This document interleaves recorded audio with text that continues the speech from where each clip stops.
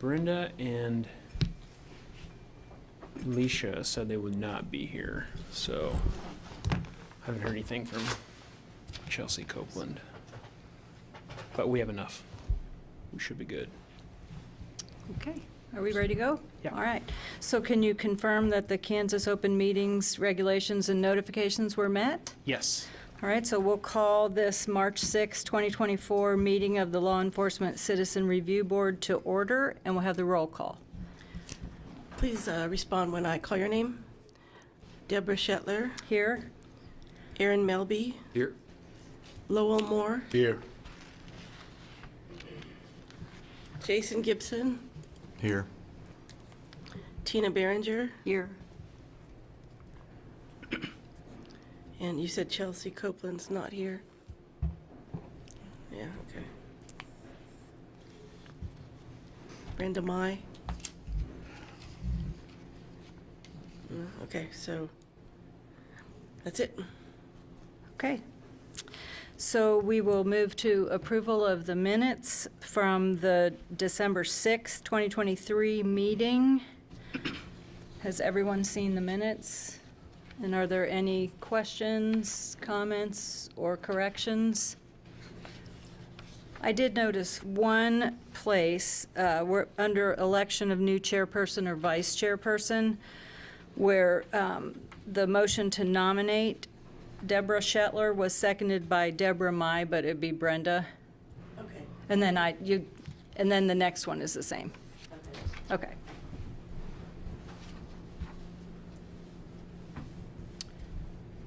So is there a motion to accept the minutes? I make a motion we accept the minutes. Second? A second. Any discussion? So moved, the minutes are accepted. And we will move to a staff report update. Take it away. What we included is what we provided CALEA, like we did last year. It was the annual use of force analysis that goes over the police department's use of force and its monitoring of such. So is there anything any questions I can answer for you, reference that? Does anyone have questions regarding that? Okay, unless there's anything that you want to point out to us. The basic is that last year we had 39,956 calls for service, and we made 1,783 custodial arrests. And for those total calls for service and custodial arrests, we had 242 use of forces for the year. So that denotes for under calls for service to less than half a percent of use of forces for total calls for service, and for custodial arrests about 13.57 time we used force during 1,700 custodial arrests.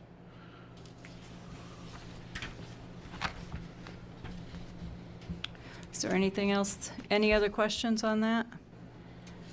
So we can move along? Okay. Oh, go Yeah, ahead. I listen. On the review board, when I see in 2003, there was no cases brought before the board. Yes. When was the last one, 2002? 22. Well, we had two of them? We had 2, I believe. Okay. That's good. Okay. May I ask a question? Sure. On the assault and battery, it has gone from 44 to 95. For against the law enforcement Yes. office, yes, we've How seen an many- increase in that. How many of those are the women officers? I mean, is that, I did not differentiate between Okay. most people don't see the difference between male and female officers. All they see is the uniform. So our female officers are in there making the arrests just the same as male officers. So they have also been victims of assaults and batteries towards them. And as you can see, it's a significant increase that we've seen over the last few years. okay, thank you. Thank you for that report. If there are no other questions, we'll move on to new business. Less lethal weapons overview. Yes, we have Captain David Villanueva. He's coming up. He's one of our armorers, and he's going to explain some of our less lethal capabilities, and then also we'll have Lieutenant Kyle Tonages explaining some of these weapons that we have. Good afternoon, Board. We have what's called the R137 as our less lethal device. I'll give you a little bit of history and a little bit of documentation in regards to that. On the screen, you'll be able to see some information that'll be available to you. We don't have any videos for you. The one event that we had last year is still under adjudication, so that's something that we wouldn't be able to show presently because it's going to be in court. So our R137, Anti-Riot Weapon Infield 37, is a 37 millimeter device that we use as our primary less lethal device for the police department. It delivers a baton round, and a baton we'll show you in a few minutes, that gives us the capability of shooting approximately 40 yards from us to be able to strike a person if we need to be able to try to incapacitate them. The whole purpose behind this is to be able to have that distance between us and the person who's causing the threat, so that way we could try to incapacitate them without us having to get close to them and put ourselves in some sort of jeopardy, such as a person that might have a knife or a bat or something like that. We can use this device to keep that distance and not have to close up to them where we have to get into some sort of confrontation, which might lead to police gunfire. When we do this, we have to follow our general orders, because this device is a less lethal device, but it could be a lethal device depending upon how we use it. So we have to make sure we're very careful on how we provide this device or use this device. And since it's a striking weapon, much like our baton, except this is a ballistic baton, it's the same concept of us on our use of force is striking somebody with a device, like a baton, or in this case, a ballistic baton or a kinetic energy weapon. So a quick history on this. For less lethal devices such as this, and I'm sure you guys have all seen, if you will, beanbag shotguns, these kind of devices perhaps you might have seen. To go back to this particular device, or these things in general, back in the 50s, the British came up with the idea of using wooden dowels and shooting them out of a device. This was in Hong Kong because they had a lot of riots. After that, the British also looked at these type of devices during the Troubles, which was the problems in Northern Ireland, as a way to try to deal with riot control or people who were causing problems. They were throwing rocks and bottles and whatnot. And at that time, the British military, British police, were using their Enfield rifles to actually quell these issues. Well, they found out that shooting somebody with a .303 round with a rifle is probably going to be a lethal device. So they asked the Enfield company, which was a British company, can you come up with something that we could use that we won't have to shoot somebody with a rifle, and we can shoot somebody and yet incapacitate them or stop them from doing what they're doing. So thus they came up with the R137 for the British military, for the British police.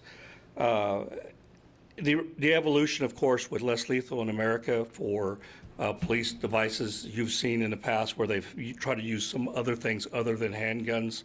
The beanbag shotgun being quite a bit of proliferation in the 80s and 90s. They were started using those quite heavily.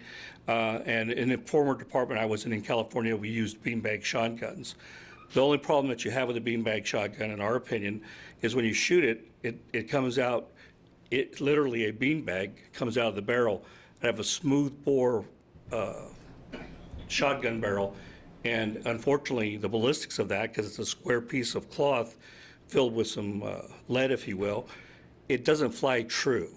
It'll fly for a certain distance and all of a sudden it'll veer off on its own. Having used those in California during every riot, every time we had a Lakers win, which was quite often, when we had those, we would use these devices if we had these big riots. And when you get a certain distance away, it's not very accurate. And that's unfortunate for them, but it's not unfortunate for us, because we have the R1, and we'll show you in a few minutes. The R1 has a rifled barrel, as well as the device itself. The baton has rifling on it too. So it allows us to be very accurate out to about 50 yards. Where we aim, or it's where we can hit. And we're very fortunate in that. How we've done that as well, the Salina Police Department is the only department in the United States that has a R1 device in every patrol car. I'll say that one more time. Salina Police Department is the only department in the United States that has R1 in every patrol car. That's fortunate for us because, like in Phoenix, they have those in the supervisor vehicles. And other departments have them in the supervisor vehicles, maybe select officer vehicles. We have them across the board. And the reason why we did that is many, many years ago, Chief Hill said, maybe we need to make sure these devices are available universally to our folks if they need to use them. And that's what we have. And we're very fortunate in having that. So a 37 millimeter less kinetic energy delivery weapon. In other words, that baton goes out of the weapon and strikes a person, and they can feel the energy just like you would if you hit somebody with a baton, except it's a flying device. It's a baton, and we'll show you that to you in a moment. Every single one of our officers, and this is what we go through, when they come through our organization, they have to go through 4 hours of immediate training for this, and we train them on all the policies. We train them on qualifying with the device. We train them of all the parts and all the rules involved in everything. When they take a qualification test with us, they have to score with a 100% accuracy rate. Anything less than 100% is not acceptable, because we have the premise that if we're shooting a less lethal device at a person, we want it to hit the person and not miss the person 100% of the time, because we don't want any collateral damage. We don't want misses. We want to be able to hit the person we're shooting at, and we also want to hit them where we're shooting them at them. We have specific target areas, and we'll discuss that in a moment. We also teach tactics with this, because this is a very specific device. We want to make sure that we're tactically sound in the way that we deploy it. We want to make sure that we're following up on our appropriate arrest procedures, and we want to make sure that we're doing everything as we should do it to be able to take a person into control in a controlled environment.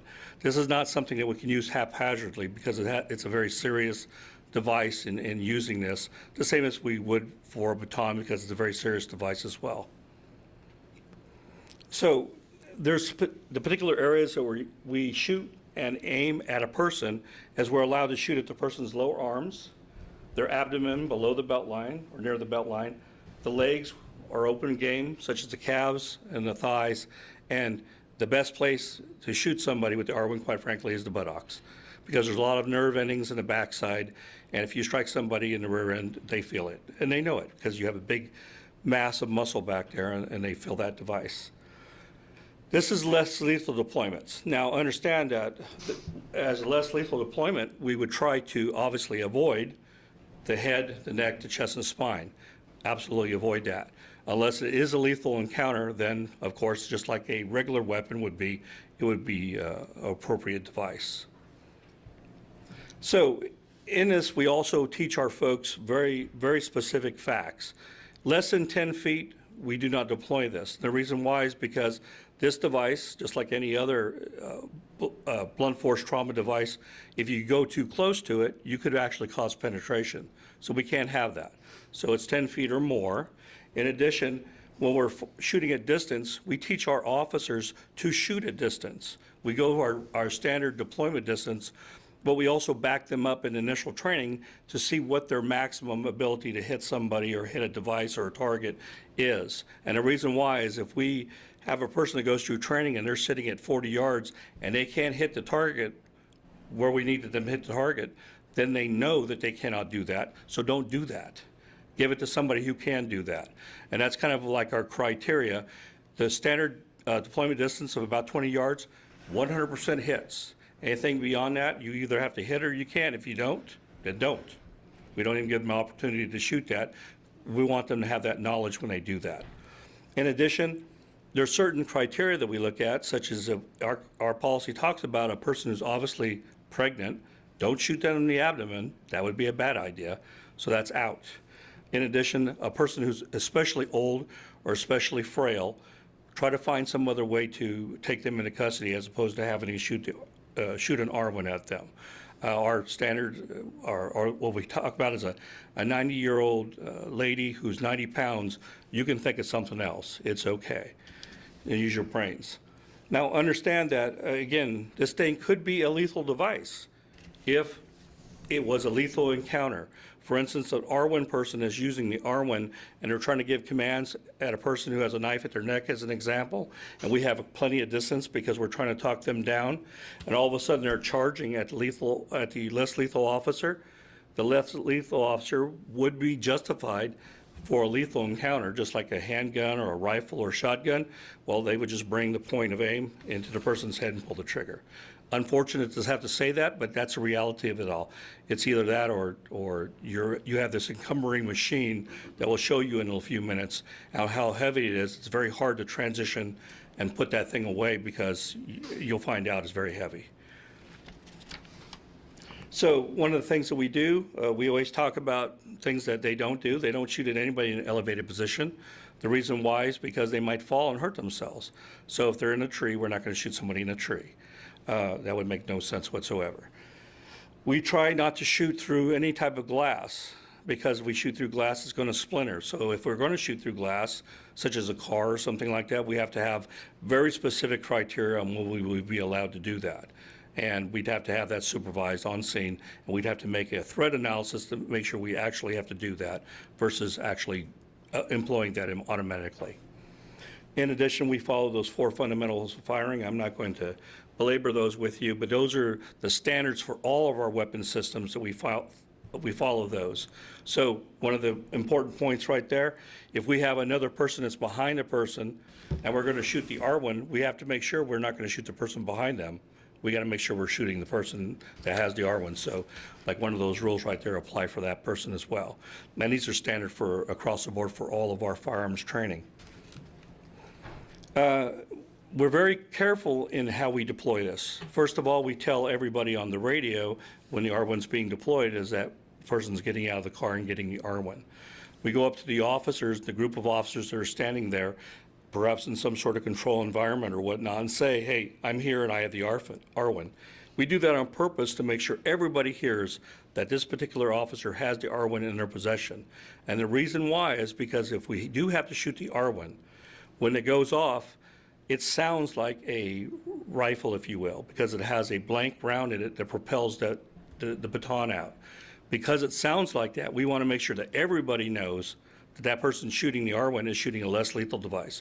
That way we won't have what's called fire contagion and other people pulling the trigger as well, because we don't want that to happen. We want only the R1 person to be deploying that weapon. So we're very, very careful about that. So we go through all these stages, and then the last thing we do is before we fire, we yell R1, R1, R1, and we fire the weapon, and we try to hit the person with the first round if we can. The last deployment we had, we fired 1 round from an R1. It hit the person and put him on the ground, and then we didn't have to worry about him getting in the car because we thought that he might have a firearm. We're very careful, too, that when we do this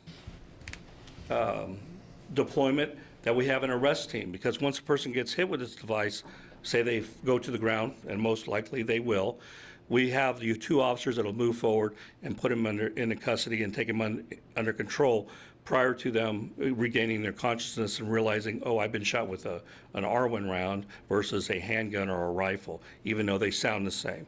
Because when we shoot this, you hear the bang, you see the smoke that comes out of the device, you feel the impact. It usually makes people feel that they've been shot with a regular weapon. They don't know that they've been shot with an R1.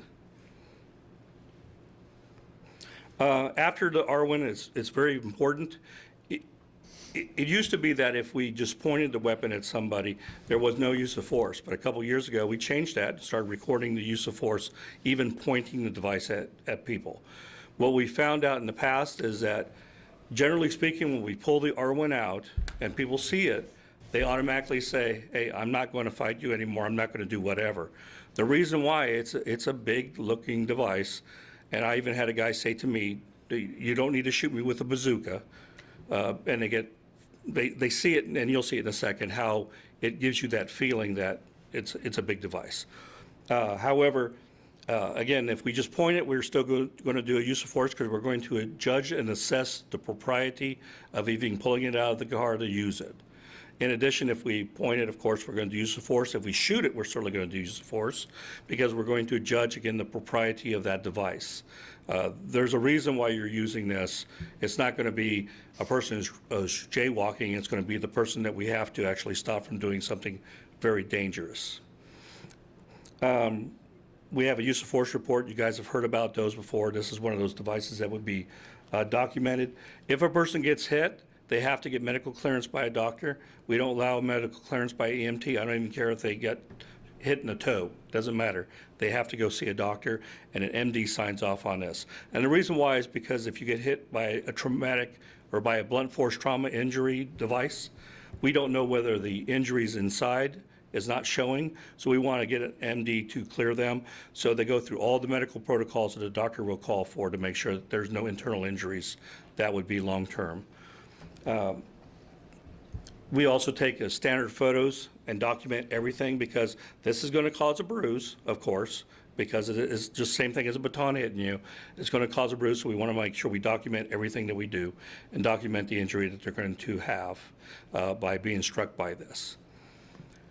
And the last thing is that when the officer's going through the process with them, they're going to have this person under constant observation for at least 2 hours to make sure, and that's just through the medical clearance, through the booking process or whatever, 2 hours in total that we're going to keep an eye on the person to make sure there's no ill effects from this that pops up, and that way we can get them medical care right away if there is any ill effects that pops up afterwards. So we don't want to take any chances, and we take that 2 hours all the way until the time that we hand them off. And we tell the booking officers, of course, at the jail, hey, this guy was hit by an R1 round, and you describe what it is, and we release the person to the booking officers or mental health facility or whatever it might be. So Spencer Kokanowski is one of my armors and one of my trainers. He's going to come up with the R1 and show you what that looks like. Please feel free to put your hands on it and pass it around so that way you'll feel the weight of the device. He's also going to show you what the ballistics looks like as far as the actual baton round itself and the actual full round itself as well. So this is what ends up getting loaded in there. That's how it's stored. And then we can have up to 5 of them in there. So if you don't, just pass it along. And please, if you want to take pictures for your friends and family. By the way, in the Citizens Academy, or should I say the Advanced Citizens Academy, they come out, we give them a demonstration of this device. We even have them shoot if they want to, so that way they can see what it looks like and what it feels like. Not getting shot, just shooting.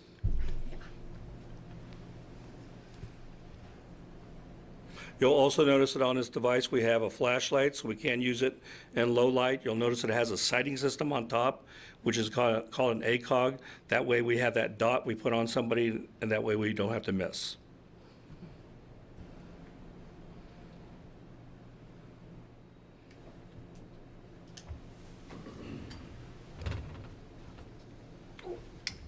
It's pretty heavy. It's heavy. It's pretty scary. Yeah, Jim Feldman made a good point. We in patrol have what's called an AR-1 round, which is that green round that's going around. It's a rubberized round. That's the only thing patrol officers use.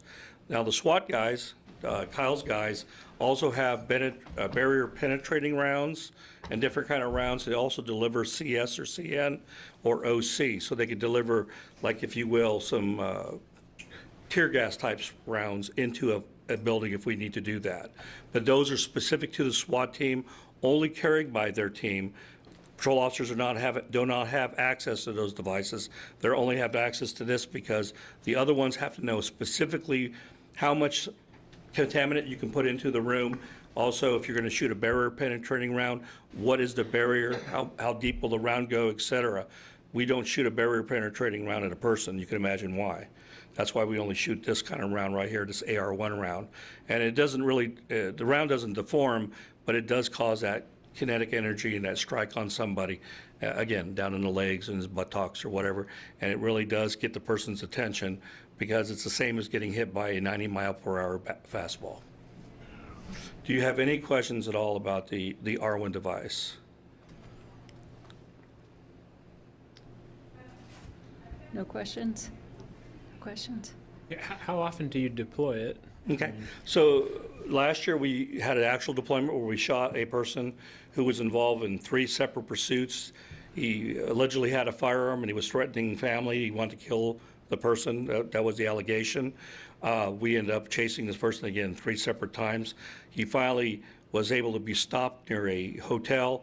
We got out of there, out of the vehicles. We gave commands. We tried to get him to stop and just surrender and come over to us. And then he started to, obviously he disregarded that. And after a great deal of conversation, he started to dive into the car. We shot him 1 round, hit him in the mid-flank down in here. He immediately collapsed onto the ground. He was trying to eat his ice cream, and we were able to move forward and take him into custody. Other than the bruise, that's all we had. And we didn't have to do anything more critical, if you will, because if he's diving into the car and we think he has a firearm, you know what that could have turned into. It didn't have to, because we had this. Before that, it was a couple years at least. It was a man who had a knife. He was threatening over on Broadway. He was threatening regular citizens, and we contacted him, and we actually chased him across Broadway, and we were able to, he had the knife, and we were able to actually hit him in the hand and knock the knife out of his hand, and we were able to take him into custody. Now, mind you, we can't necessarily do that. It was a lucky shot. But it was actually able to render that knife out of his hand, and we were able to move forward and take him into custody. Those are the last 2 actual physical deployments we've had.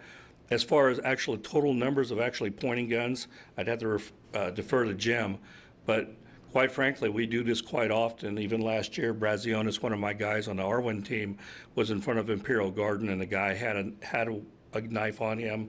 He was mentally unstable. He looked at Brazionis, who was giving him commands with this, and he immediately said no, and he surrendered and threw the knife down, and we were done. And that's primarily 99% of our deployments are pointing the gun at somebody and somebody stopping because of that thing. Anything else, folks? That's all I have, Chief. Thank you for that. Now we'll have Lieutenant Kyle Tonages come up. Good afternoon. As the chief said, my name is Kyle Tonages. I'm a lieutenant in the patrol division, and one of my extra duties that I have is that I am an OC instructor, so I'm here to talk to you today a little bit about OC. So what is OC? You guys will probably know it as pepper spray. We refer to it as OC spray. OC stands for, it's oleoresin capsicum is what it's called. And what that is that is the active ingredient within peppers that creates the heat. So the pepper spray comes from cayenne peppers. They're grown overseas. The peppers are then mashed down, and the liquid that comes from them is OC. And then they mix that with some propellant, put it in a canister, and you have your OC or pepper spray. So it is an inflammatory. And how does it work? Well, there's really 2 main ways. There is a physical effect, and then there's the psychological effect as well. So physically, if we were to spray somebody with OC, it's going to cause inflammation of the eyes and your mucous membranes, and also affect your respiratory system. So uncontrolled watering of the eyes, they're going to have difficulty seeing, their eyes are going to swell, in some cases almost swell shut. The mucous membranes in their sensitive will start flowing, their nose will start running, they'll have trouble breathing, they'll start coughing and hacking and that sort of thing. They're also going to have a severe burning sensation as well. The psychological effect has to do with the pain that they're feeling and then the sense that they cannot breathe. So when they try and take deep breaths, they're not going to have the ability to do that because they're going to start coughing and hacking. They're going to have a sense of panic and anxiety due to that. So that's also a very powerful effect of the OC. And one thing to note with OC is there's no documented or long-lasting harmful effects that have been associated with OC spray. So when can we use it?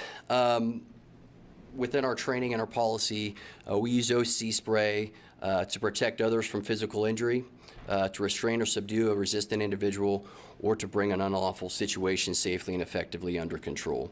It is classified as a use of force anytime we do deploy OC at somebody.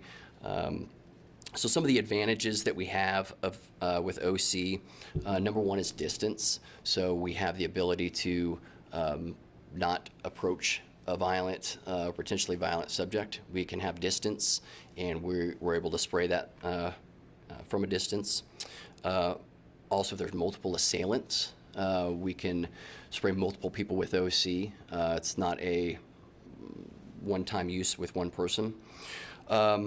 Also, another advantage is universal application. And what I mean by that is its use isn't influenced by the operator's size or strength or training or skill level. You don't have to be very skilled in spraying OC. You don't have to be very strong. You don't have to have a lot of training to use it. So it is very effective even for officers with very little experience. And also area contamination. So one of the main ways we use it is to force subjects out of places. So we can spray it into an enclosed environment and force somebody out of that place without actually going in there. There are a couple disadvantages with OC though. Number one being secondary contamination. Any officer that's utilized OC spray can tell you that they're going to get they got sprayed with it as well. So you spray it on a subject, it stays on the subject. At some point, you're going to have to go hands-on with them and effect the arrest. You're going to get it on your hands, and then you get it in your face. Also, the area contamination, while it is a benefit, it can also make it difficult when you contaminate an area, and then you have to go in there and effect the arrest. Again, you're in that environment, and you're going to have to deal with it as well. And it can sometimes be ineffective against certain individuals, people who may be influenced by alcohol or drugs, or some people that are emotionally disturbed. It doesn't affect them quite as well as a normal person.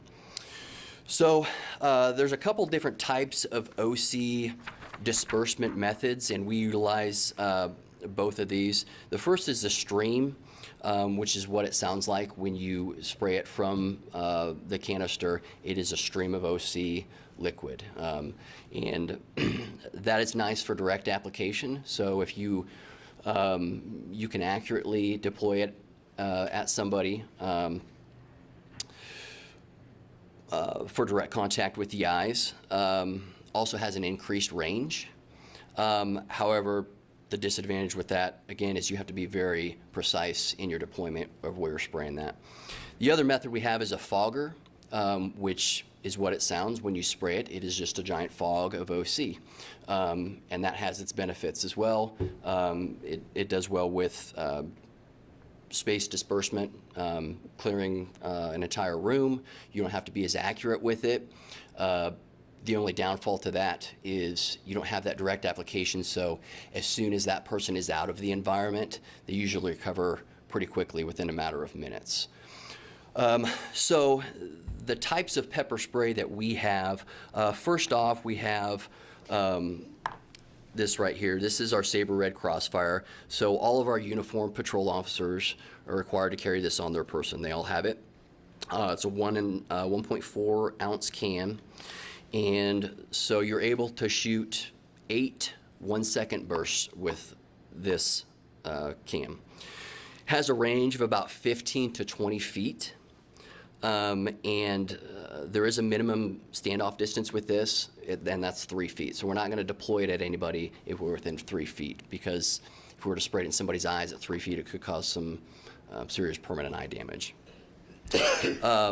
So this is the primary OC that every officer carries.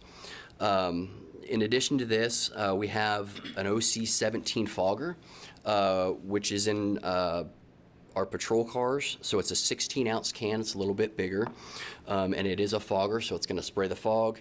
That one can deploy up to 25 feet and has about 10 seconds of spray. And that has a minimum standoff distance of about 6 feet. And that works very well for crowd dispersal. If you have maybe an off assembly or some unruly people, you can spray that. It's going to clear the area very effectively. Also works very well for spraying into rooms if you're trying to force individuals outside of it. Another pepper spray we have, it's called the Cap Stun, which is similar to the OC Fogger. The only difference is it's going to have a little bit of hose attached to it, and that's really beneficial, so we can take that hose, slide it under doors if we're trying to force somebody out of a room. Smaller rooms, bathrooms, closets, bedrooms, it works very well with. If you put that thing under the door, you give it a 2-second burst, you step back and wait, and usually it's going to force people out. And the fourth one we have is kind of our bigger one. It's called the Protecto-Jet. And the best way to describe that is it looks like a fire extinguisher full of OC spray. And we have a couple of those that only certain people who are trained to deploy it can use, and it's usually the sergeants, the supervisors are able to use that. Generally, the officers are not trained to use that. But the Protecto-Jet has a range of about 60 yards, and if you can imagine a fire extinguisher going off and traveling 60 yards, it can be pretty violent when it shoots out there. We can't deploy that within 10 yards of people because, again, it could cause some permanent damage. So that works very well for riot control, or if you were to have a larger building or even an entire house that you want to fill up with OC spray, you can spray this Protecto-Jet in there and it's going to fill up an entire house. So those are the 4 different types of pepper spray that we utilize. So how's it used? I mean, pretty simple. You know, anytime the officer has a situation where he decides he's going to use the pepper spray, he's going to give announcements when he's able or when it's appropriate. The primary application target is the face. We always say paint the eyes back and forth between the eyes. And they should apply it in 1 to 2 second bursts. The officer can use multiple applications. However, every subsequent application that they use is considered another use of force, so they have to be justified in any subsequent applications of the OC. Our training, so when we have new hires, we put them through our mini academy prior to going to the Law Enforcement Training Center. We put on a 2-hour training with OC where we go over a lot of the stuff I'm going over with you today, policy, deployment, all that stuff. Then they're going to go to the Kansas Law Enforcement Training Center. They're going to get some more training on OC, and while they're there, they're actually going to get exposed to it. And it's probably the worst day at the whole academy. And they don't just spray them and then let them suffer. You actually have to go through an obstacle course when you do it. So they spray you, and then you're required to do some running. You have to do a little bit of defensive tactics. You have to utilize an ASPATON. You have to get out your radio and radio for help. There's several things you have to do through that process, and it's not, they don't do that so that you can understand what it's like for the suspect to get sprayed. It's more for that officer to understand that if you were to get sprayed or you get some sort of secondary exposure, it is possible to fight through that pain and continue to do what you need to do. So, and then we do have annual training with that as well. So annually we do an OC refresher training. Decontamination, so anytime we were to spray somebody, the officer will have to make some reasonable efforts to allow the affected subject relief from the discomforts associated with the OC application. When you're sprayed, it usually lasts about 45 minutes is what we tell people. So there's really nothing you can do in that 45 minutes to help them. You can pour water to help alleviate the pain a little bit, but you can't wash the OC off. It's going to take 45 minutes for them to really get over it. So we don't necessarily have to call for medical attention or something like that unless the subject is exhibiting some sort of effects that are unreasonable. With the officers being sprayed, they know what it's like. They know what a normal reaction to OC spray would be. And if this person is reacting appropriately, really time is the only thing we can do to help them and reassuring them. So if somebody's exhibiting some odd behaviors or something that doesn't appear normal, we're going to summon EMS and get them checked out. So as far as reporting, if an officer utilizes the OC spray, we're going to do a Kansas standard offense report. Generally, there is going to be a crime involved there if we're using this force. Also, we're going to do a use of force report and document that use of force that way. And that officer is going to have to document the time, date that the OC was used, any participants involved, including any witnesses to the incident, the accounts leading up to the use of the OC, description of the incident and reasons for using the OC, distance and duration of the application, or any injuries suffered by the suspect and any treatment given. So that is about all I have for OC. Is there any questions regarding it? It's not the most glamorous tool, but it is an important one. I have one. Is it considered use of force if you just get it out and say, I have this OC? No. No. Only if Getting you it use out it. and displaying it is not a use of force. Just actually spraying it would be, yeah. So. We had a case last year too where we had a subject, he was wanted for some warrants, and he was hiding in an attic. And you know, like he was talking about the one delivery device we have, the larger one. We had a supervisor, they were able to put spray into the attic, and the person came out pretty quick. You know, and just like all these weapons that we use, there's no, I wish there was one we could use and it handled everything, but there's not. There's a specific time and place. Even the R ones, there's a certain distance, you know, and closer. Pepper spray. I know, like, when I first got certified, I was a young officer, and so I was able to fight off the effects of it for about 30 minutes, and it didn't even affect me once it kicks in, but still, that's a long time. And so, and I didn't fit into either of those categories of being intoxicated or mental health stuff that I know of. But, you know, and so there is certain people, it just doesn't have that effect on there. So because I have sprayed people with that whenever I was at work in the streets, and there was nothing, because you expect this ta-da, and there wasn't a ta-da. So, like I said, there's just, you know, that's why we got to go to something else. And so, like I said, I think that's why it's important for us to, as we get time, you know, for these board meetings, to bring in what we have, and so you can see. And so when you do read these reports, you can go, oh, okay, that's what they're talking about.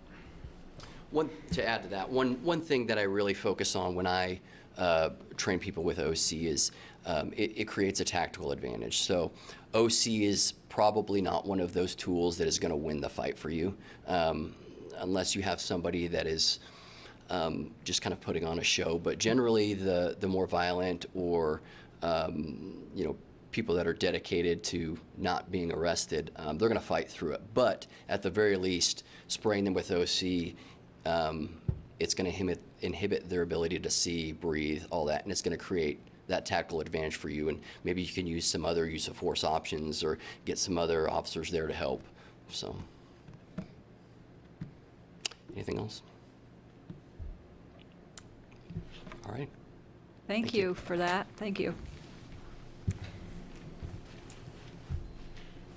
So we're moving on to the CALEA overview, or was that it? No, there is that, okay. Right? Go for it. So last week, we had our assessor.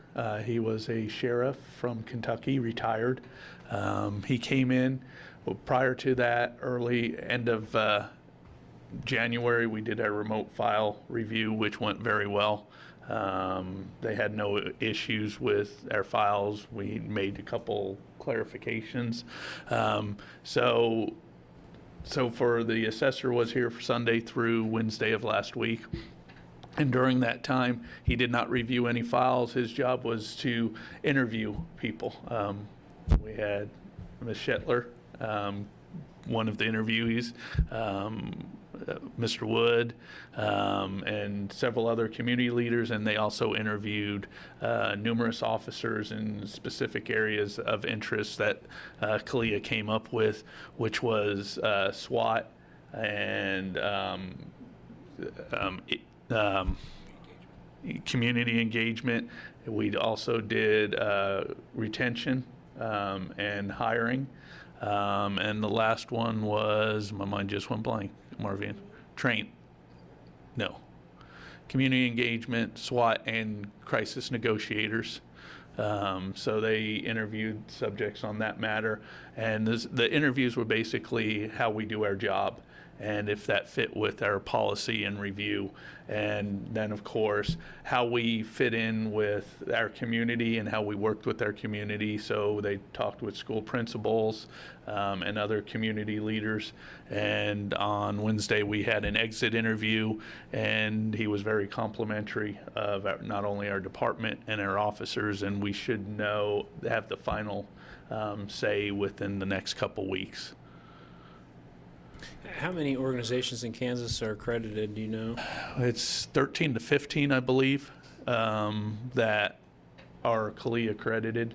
And of course, we've been accredited since 1996. So a very long time, which we're very proud of. And each of those years we have had very few, if no issues. And so it looks like, again, that we will be hopefully awarded in June? July, I believe. July, Yes. at the conference there. And it's a pretty prestigious thing. I mean, it takes a lot to get and keep your accreditation. The state I come from, there was only 3 agencies that were CALEA accredited, and some of it, they're like, do we want to go through that? But really, it's being part of the organization. It's good because they kind of watch out for the trends that are going around, nationwide, and they make sure we're in line with that.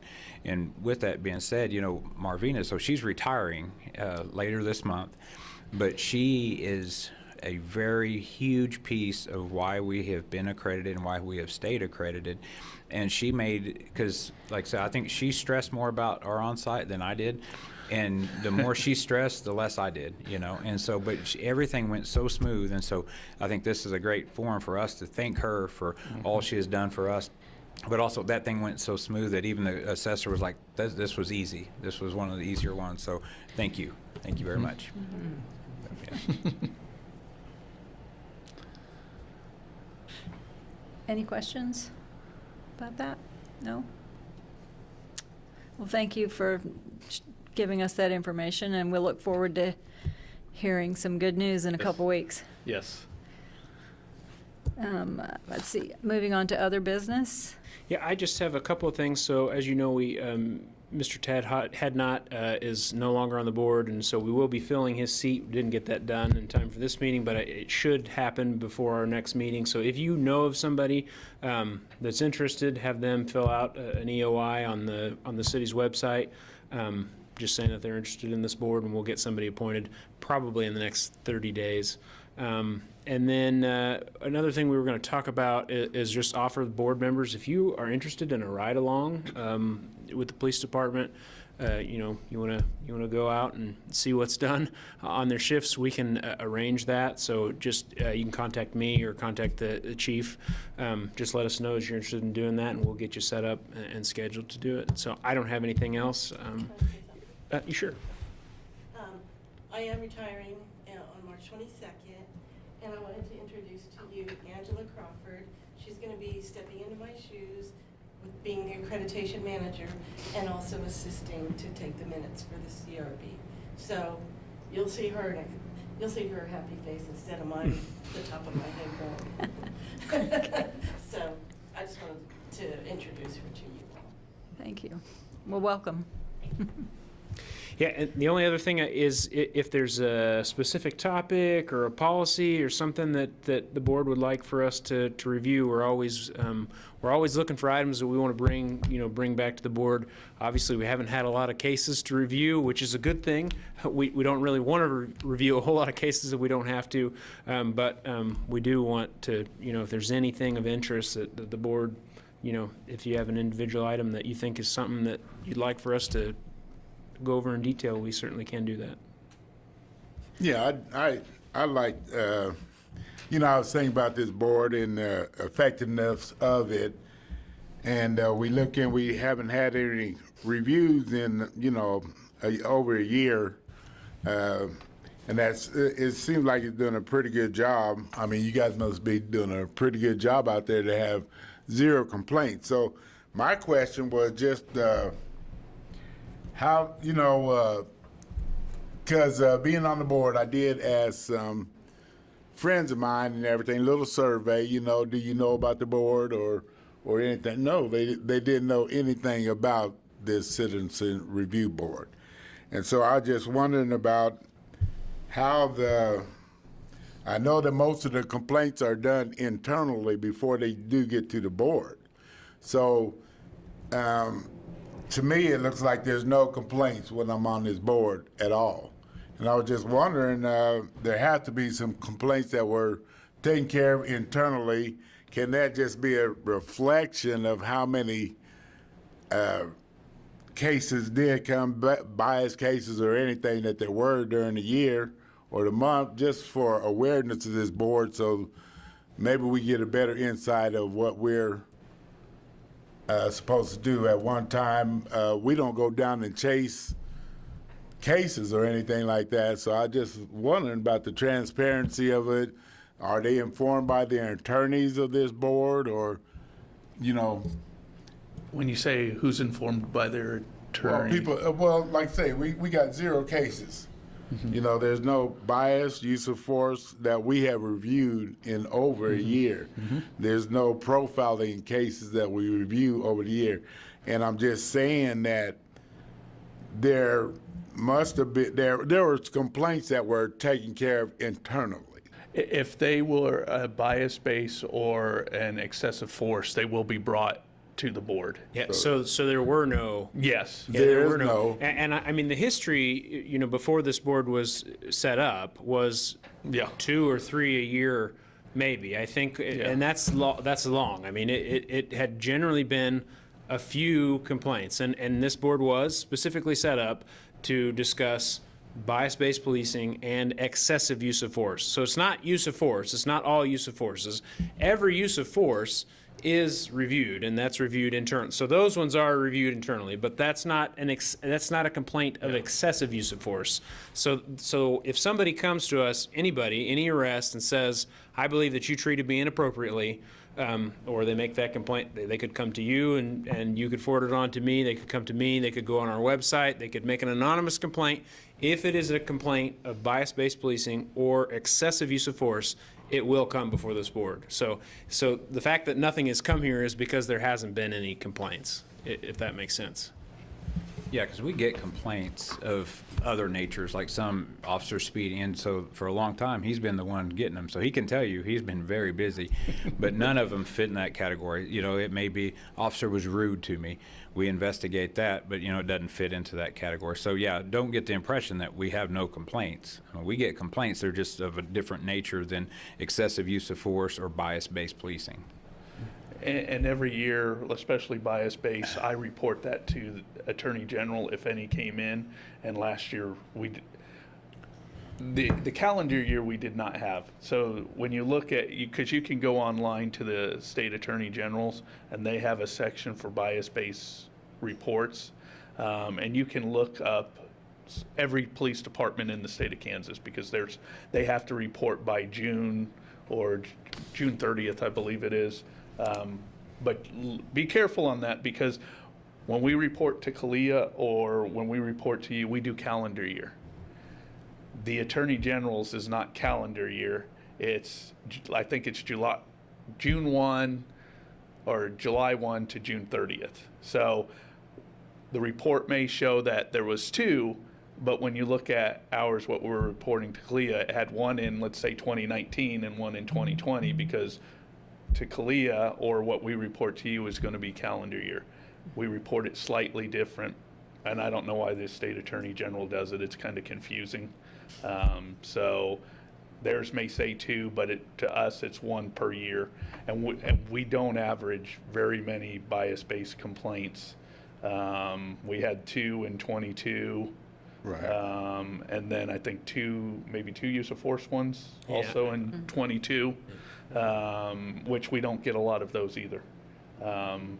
And even if we came across it where we felt something was done wrong, we'd present that also. Well, that's my question, and I just wanted people to know that the board is here. Yes. But we don't hear anything. Yes. So there's no profiling or anything going on in Yeah. Saline County, you know, which is amazing. You know, and just in case they're not aware of the board. Yeah, and I mean, that's a good point, and there may be something, you know, we do have a media group that does, maybe we could do some interviews or something with board members and kind of push it out a little bit better. I think there's some ideas maybe we can do that for, and certainly if there's people that have complaints, you know, bring them forward. I think it's a testament to our organization wanting to get better and want to do the right thing. CALEA, as the chief said, it's a huge undertaking, and there's a lot of organizations that say we're not going to do it. It's not worth we don't want to go through the effort. And I will tell you that having CALEA and having an organization outside of our own to come in and look at our policies and, you know, tell us, hey, this is the trends that's going on in the country, making sure we're up to date with what we're doing has been a very beneficial to the city of Salina, and that's why we put so much stock in it. That's why we put so much energy and effort into that. So if there's somebody that has a complaint that they want us to review, we will review it, because if we've got officers that are doing the wrong thing, we want to take care of that. So, and I mean, I think that's that's the mentality of the chief, the command staff, all the way down, is if we got people that aren't doing it right, we want to handle it. Yeah. Well, that was my question. I appreciate it. And it just stemmed from my little survey that it doesn't seem like the citizens know about this board. And so I just want to follow up and see no complaints is good.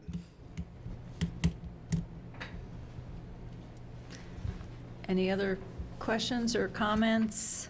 I think it's good to have that explained every once in a while, just to reinforce that that's what we're here for. Because it does get, there's a lot of things that we talk about, and so it does get there's a lot. So it's good to have that, and thanks for asking that question. No problem. So we are at Citizens Forum, and I don't believe that's going to happen today.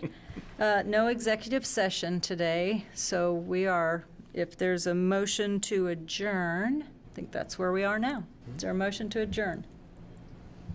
I'll make a motion to adjourn. All right, is there a second? All right, all in favor of adjourning, raise your hand. The motion carries, and we are adjourned.